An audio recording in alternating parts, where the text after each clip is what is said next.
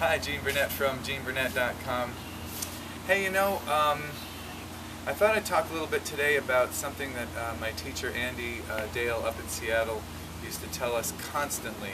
If I had a fiver for every time he told me this, I would be rich, if not certainly a lot richer than I am now.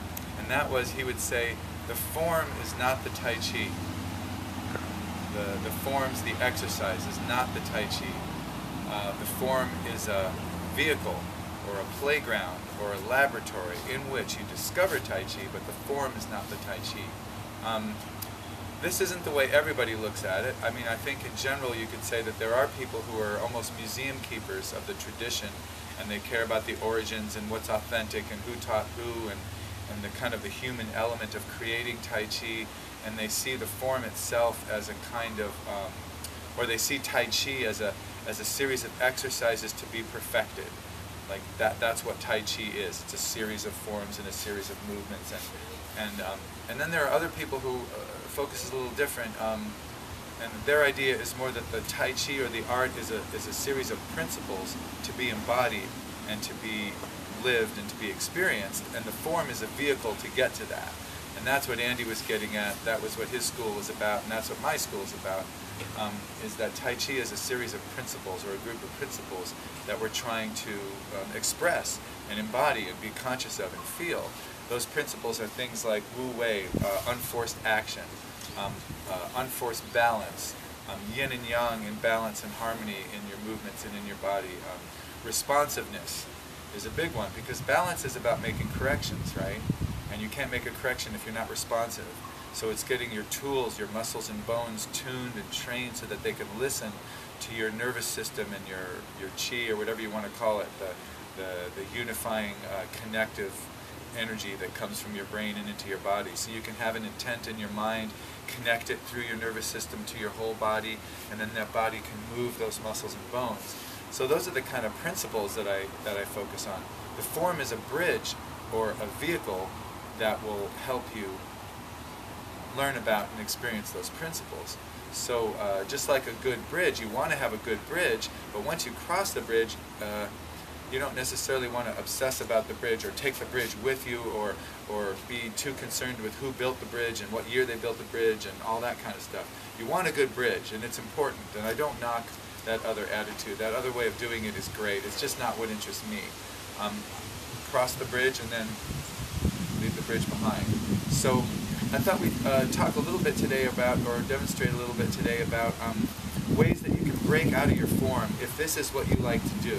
If you're like me and you want the principles alive in your body, and you don't necessarily want to spend your whole life perfecting just the forms, if you see the form as a vehicle to these Tai Chi principles, there's some things that you can do to break out of the form so that you don't associate Tai Chi with just this little form, that it becomes more and more and more a part of your life. Just like meditation, if the meditation stays on your cushion, great, you've had an experience on a cushion, but if you want it to make a difference for you in your life, it's got to reverberate out into your life like a pebble in the water. The ripples have to move out. They can't just stay in one place. So one thing you can do is make up your own form.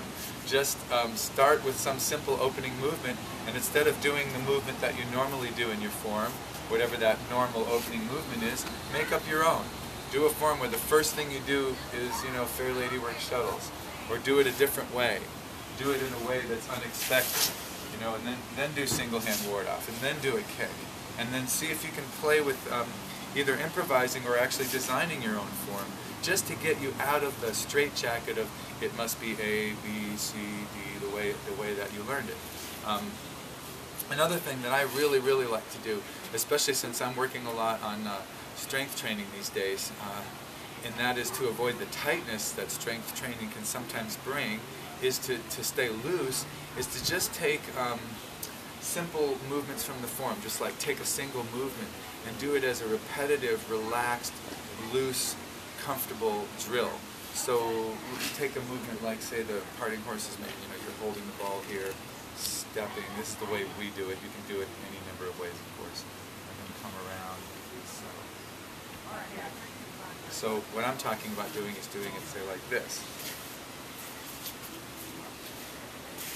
just comfortable, relaxed, one move to the next. You notice I'm just letting my feet kind of slide into position. I'm not being over meticulous about the form. I can put a little more energy into it. But basically just trying to keep my posture and relaxation and softness as I go a little more casually, a little more speed, or I could do brushing, just comfortable. Or I could take a movement like Golden Rooster and just swing through the movement a little bit, not be quite so form meticulous or form obsessed, you know. Or Fair Lady Work Shuttle.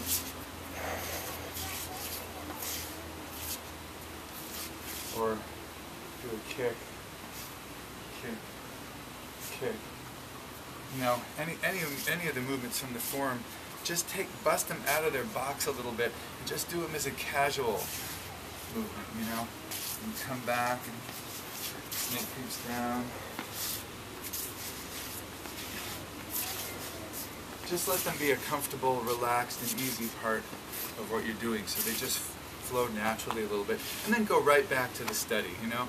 Go right back to the slow study, more meticulous, more conscious of your bones or conscious of your muscles or how you're going to theme your practice. Of course, that could be any one of a million things that you could be focusing on, but I find it really helpful sometimes to just loosen up, bust out of it a little bit, and that it also gets you a little closer to being able to use it in your life, whether martially or for daily life. I don't really train for combat, I just train for daily life application, but it gets you used to, you know, that could be, you know, you could be catching something, something could be falling and you could be catching it, you know, or it could be any one of a million just agility moments that might come up in your life where you want your faculties, you know, ready to move. And if it's too formal, if it's too locked into, you know, this must go a certain way, this must go a certain way, you know, the Tai Chi can be kind of sequestered off into this sort of little temple work. This can help you just get it into your regular life, and it just increases flow and looseness and softness, which is what I'm trying to do as I develop more strength. I want to also have energy go through my arms, not just be condensed and carrying weight, but go through it, so that the power comes up from the ground and through my upper body and through my hands.